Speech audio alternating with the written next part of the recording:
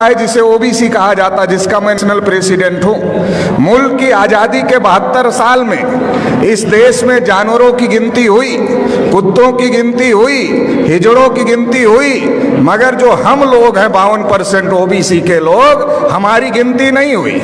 OBC के लोगों को ब्राह्मण हमेशा इस काम पे लगाता है कि इनको मुसलमानों से लड़ाई करने के काम पर लगाते रहो। जब ये मुसलमानों से लड़ाई करने के काम पर लगे रहेंगे तो ये अपने हक अधिकार की आवाज बुलंद नहीं करेंगे, और जब ये अपने हक अधिकार की आवाज बुलंद नहीं करेंगे तो इनके हक अधिकार पर ब्राह्मण कब्जा कर करके रखेगा। आजादी के 72 साल में हमारी गिनती हिंदू के नाम पर करते रहे और हमारे सारे हक अधिकार पर ब्राह्मणों ने कब्जा कर लिया। 1992 में जब मंडल कमीशन का मामला खड़ा हुआ था, ओबीसी के लोग अपने हक अधिकार की लड़ाई लड़ रहे थे, तो ब्राह्मणों ने बाबरी मस्जिद का मामला खड़ा कर दिया, राम जन्मभूमि का मामला खड़ा कर दिया, और ओबीसी के लोगों को बाबरी मस्जिद के मामले में आगे कर दिया, राम जन्मभूमि के मामले में आगे कर दिया। बाबरी मस्जिद गिरा दी गई। और जो ओबीसी की नौकरियां थी, जो 12 करोड़ नौकरियां ओबीसी को मिलने वाली थी, वो ओबीसी को नहीं मिली, उस पर ब्राह्मणों का आज भी कब्जा है। और मुसलमानों की मस्जिद चली गई, मतलब हमारी नौकरियां चली गई, आपकी मस्जिद चली गई, और रिजल्ट आया ब्राह्मणों के फेवर में, मंदिर बन गया। अभी मोदी जी अपने को ओबीसी कहते हैं, मगर उन्होंने ट्रस्ट घोषित किया, ट्रस्ट में एक भी ओबीसी के आदमी को मेंबर नहीं बनाए।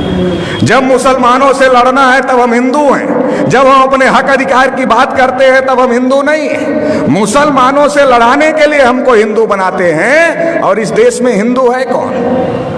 ओबीसी के लोगों को ब्राह्मणों ने हजारों साल से शूद्र बनाकर रखा, पढ़ने लिखने के अधिकार से, धन संपत्ति रखने के अधिकार से, बोलने सुनने के अधिकार से, सभी अधिकार से वंचित करके रखा।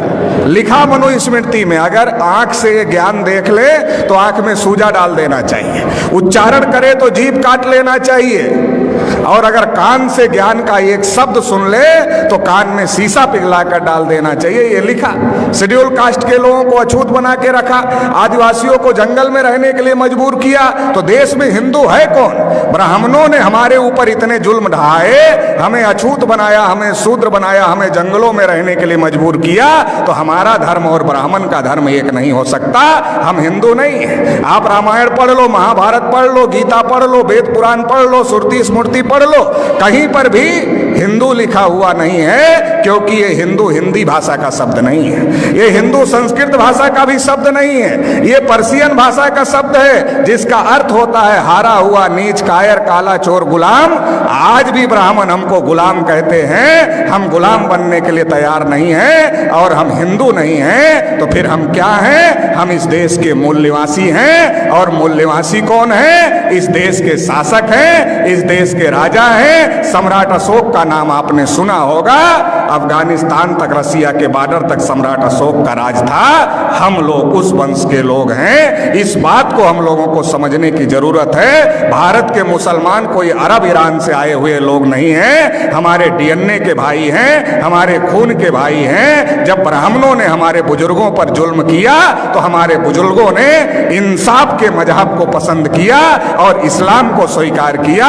भारत में जो मुसलमान हैं हमारे डीएनए और खून के भाई हैं, इस बात को ब्राह्मण जानता है। इसलिए दंगे में हम मरे या दंगे में आप मरे, ब्राह्मण की सेहत पर कोई फर्क नहीं पड़ता है। हमारे और आपके बीच में ब्राह्मण आ गया है, उसको बीच से हटाना होगा, भाई को भाई से गले लगना होगा।